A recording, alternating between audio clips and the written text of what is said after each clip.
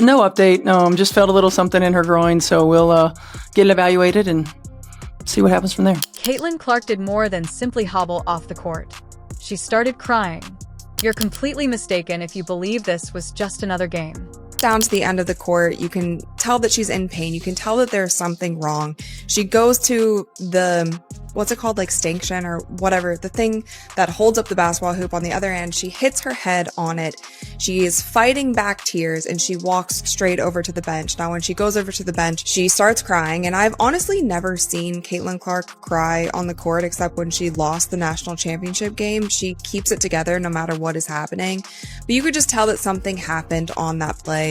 And it was either the pain of it was either like, here we go again, it was frustration. There was more than just an injury sustained by the Connecticut Sun. Her coach, her front office, and the league all failed miserably. Are you curious about the true cause of Caitlin Clark's suffering? Let's dissect everything because we've had enough. Let's not act as though something happened suddenly.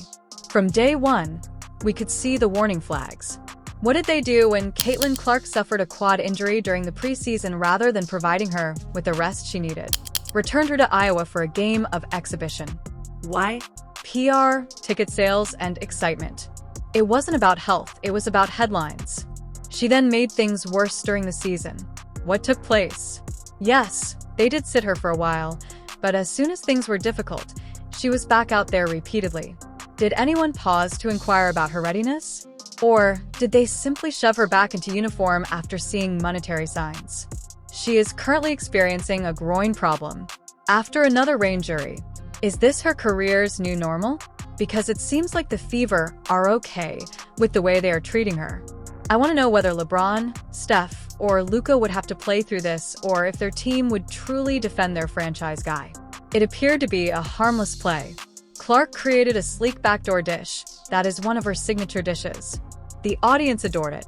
Classic Caitlin, but she didn't immediately return.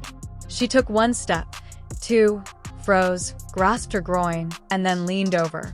The change in energy was instantly apparent. She was clutching her hip as the camera panned. Her expression was unmistakable. Since she always did that, she tried to tough it out. However, she left after that. Nor running, nor high-fiving substitutes. Head buried, he limped straight to the stanchion. Just pure agony, without any drama or flipping. I'm not sure about you, but I've never witnessed Caitlin Clark sobbing like that. She has been pushed to the ground, had her body checked, and had her face bowed, but she has never displayed such emotion. What does that indicate, then? Do you know what's absurd? This league has absolutely thrown everything at her. Kennedy Carter gave her a shoulder check. She tried to get flattened by Marina Maberry. Every game, she has taken hits. She appears to be being jumped in a parking lot. And no tears yet. She gets up, removes the contact, and continues. Not tonight, though. It was different tonight. There was more than just anguish when Caitlin buried her face in the towel. It was weariness. Mental, physical, and emotional. It was visible to you. At last, her breaking point was reached. Furthermore, it wasn't a hit. It resulted from her body abandoning her. In that front office, that should frighten everyone, because it indicates that they have been pushed too far when someone that tough ultimately lets go. For what purpose? To avoid the July heat? To sell out another game on the road? How much does it cost? Before the All-Star break, you don't run your starlet into the ground and expect her to remain silent forever. When Clark was sitting there sobbing, what do you suppose she was thinking? Do you believe she is beginning to doubt everything? The referees arrived just when you think the evening could go much worse. They let Connecticut to get away with murder from the start. Clark is being hand-checked, grabbed, and held as he exits each screen. And there was no sign of the whistle. She had reached her breaking point by the third quarter. She was shouting after each missed call, as you could see.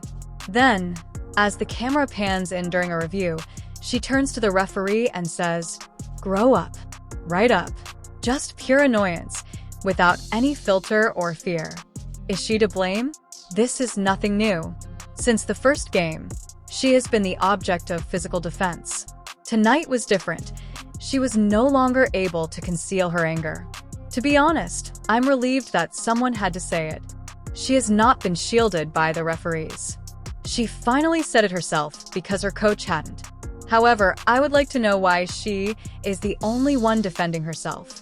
What is obscured by the confusion? Nevertheless, Caitlin Clark appeared.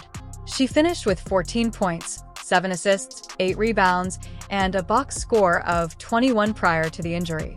She set up her teammates, managed transitions, and planned the attack. The fever took over while she was on the ground. Connecticut filled the space when she seated.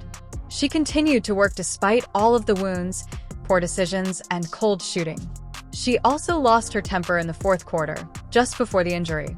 The dagger stretch, a long three, a backdoor cut, a mid-range pull-up, free throws, and boom, boom, boom. She provided the necessary buffer for Indiana. Her body then failed her. And that is the most painful thing. She is exerting every effort to ensure the survival of this squad. And who will be there for her when she breaks? Where is the safety? Where is the responsibility? Okay, so since these rotations made no sense at all, we had to discuss Stephanie White.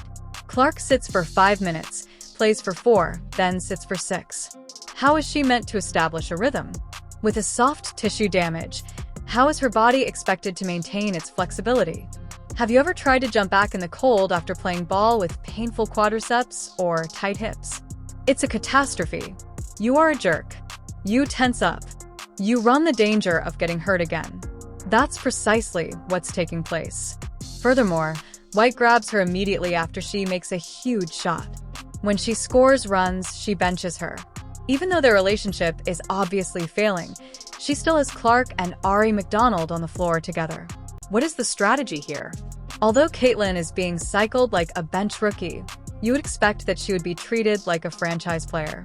She's paying the price now, you see. How long before Clark declares, "I'm done"? Let's be honest. This is not a strategy. Panic, chaos, and despair are all present. Play Caitlin, Camp Day, and All-Star Weekend. Encourage her to continue. There are many people in the crowd. Insert her. The groin is still sore. Sell those tickets, then. Every choice seems hasty and reactionary. Not a single action seems to be intended for her long-term well-being. Even worse, she is being chased throughout the nation. Press, planes, and events. Since she never sleeps, how is she expected to recover? She has a tightness in her quadriceps. Despite having a groin problem, she dresses like she's 100% every night. Is the front desk even capable of handling a superstar? Or do they simply assume she won't say no? You are aware of what Stephanie White stated following the game, aren't you? In her crotch, she sensed something. We'll have it assessed. Does that sound familiar? Yes, it should. When Clark had a quad problem a few weeks ago, they stated the same thing. And you know what took place? She was absent for 10 days. The story was the same the time before that. Daily, they said. Then she disappeared, once more. How are we to think it's nothing serious when they hit us with the same line again? Let's be honest. Each and every time, Caitlin Clark has returned too early. And each time she is injured, it gets worse eventually. It's not unlucky. It's simply poor management. When injuries are handled more like a public relations issue than a medical one, this is what occurs. The supporters deserve more when your head coach responds in a robotic manner to avoid criticism rather than taking responsibility for the true situation. Caitlin is worthy of more. She is not merely a player. She is the focal point, the attraction, and the cause of the attention. Furthermore, if she isn't receiving honesty, neither are we. Why is it so difficult for them to simply speak the truth? Is their goal to cover up their own errors or to actually safeguard her? Because they don't seem to be exercising caution at the moment. They seem to be acting irresponsibly. What do you think, then? Is Stephanie White telling the truth? Or is this merely smoke to hide yet another poor choice? Remember that technically, Indiana prevailed in this match. 85-77 was the final score. It appears sturdy on paper. 23 points were lost by Kelsey Mitchell. The painting was dominated by Natasha Howard. Off the bench, Sophie Cunningham provided valuable minutes. Everything appears to be in order when you check the box score, right? Here's the problem, though. At this point, None of that really matters. Not at all. People will only remember Caitlin Clark limping off the court in agony with tears streaming down her face as a result of this game. Fans will remember that picture for a lot longer than the final score. To be honest, it ought to. A victory is good, but how do you rejoice when your team's best player, and, to be honest, the face of the WNBA as a whole, becomes physically and emotionally distraught in front of the world? When your leader is crying, how do you enter the locker room with a smile? It should have been a celebration tonight, a boost to self-esteem before the vacation. Rather, it became a huge wake-up call. What goes on in the background in Indiana? Who is making the decisions? Why are they allowing this to occur? In a single game, coaching failure, medical failure, and leadership failure all fell apart. I'll pose the query that nobody wants to respond to. Was that victory truly worthwhile? Because it seemed like the price was much too much from where I was seated. It's actually that easy. Put her in a full-seated position. Not for a few of minutes. Not under a fictitious minute constraint. Simply sit her down. Keep her quiet for a little. No three-point competition. No all-star match. No. Tomorrow we'll see how she feels. Let the charade end. You must stop putting her out there in this manner. She has already overcome a quad injury. It's a groin problem now. What comes next? Are we anticipating an Achilles rupture or an ACL tear? Because something really serious will happen soon if you continue to push her body in this way. Give the girl some time to relax. Allow her to heal properly at last. Additionally, she could well be able to make a good comeback during the season's second half.